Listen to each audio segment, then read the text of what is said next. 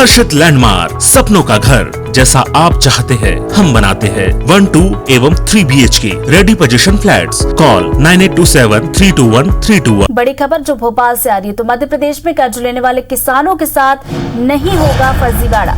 तो फर्जीवाड़ा रोकने के लिए सरकार ने नई व्यवस्था बनाई है।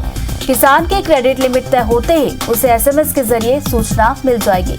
तो बचत खाते में राशि आने पर SMS से सूचना दी जाएगी। और झाबुआ में किसानों के नाम पर फर्जी ऋण लेने का मामला उजागर हुआ था, जिसके बाद प्रदेश में हर साल करीब 28 लाख किसान कर्ज लेते हैं और सहकारी समितियों से 10,000 करोड़ रुपए से अधिक का कर्ज लेते हैं, जिसके बाद किसान 2 बार कर्ज ले सकते हैं। और आपको बता दें कि 75% राशि नकद और 25% राशि खाद और बीज के रूप में दी जाती है। विवेक हमारे साथ फोन लाइन पर जुड़ गए। विवेक, ये अच्छी बात है कि किसानों के साथ फर्जीवाड़ा नहीं होगा। क्या है नई व्यवस्था और पहले क्या व्यवस्था थी?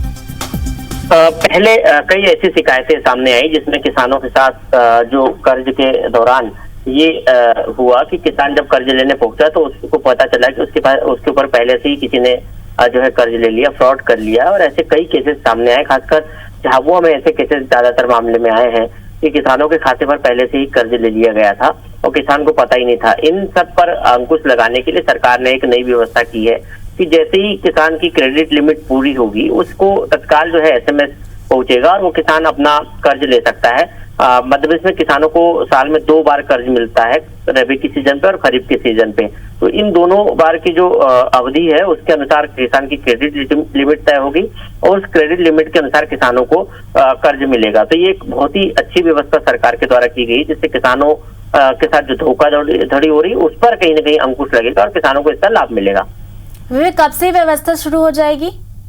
देखिए, ये व्यवस्था सहकारिता विभाग ने तत्काल शुरू कर दी है और पूरा सॉफ्टवेयर जो है कंप्यूटराइज होने के बाद जो है अपडेट हो गया है पूरा सिस्टम। किसानों का डाटा जो है वो फीड हो चुका है कंप्यूटर में और कंप्यूटर व्यवस्था होने से किसानों को तत्काल SMS पहुंचेंगे। उसकी व्यवस्था जो है सहकारिता विभाग के द्वारा सभी जो भूमि विकास जो कोऑपरेटिव बैंक है उनके द्वारा सहकारी सोसाइटियों तक कर दी गई है।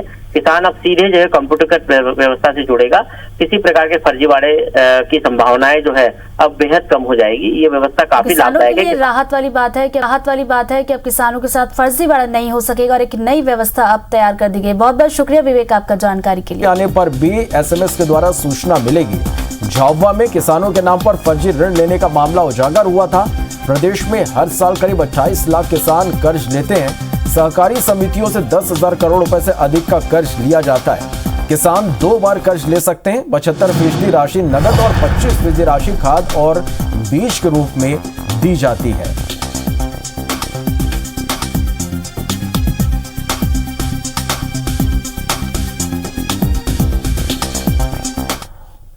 इसे रोकने के लिए शिवराज सरकार ने नई व्यवस्था बनाई है। अब किसान की कर्ज सीमा और क्रेडिट लिमिट तय होते ही उसे SMS के जरिए इसकी सूचना दे दी जाएगी। साथ ही जैसे ये राशि किसान के बचत खाता में जमा होगी तभी उसे SMS मिलेगा।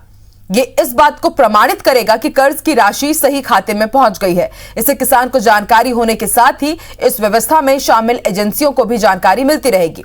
कुछ महीने पहले ऋण माफी योजना के नाम पर झाबुआ जिले की थांदला आदिम जाति सोसाइटी में 1.5 करोड़ रुपए का घोटाला उजागर हुआ था।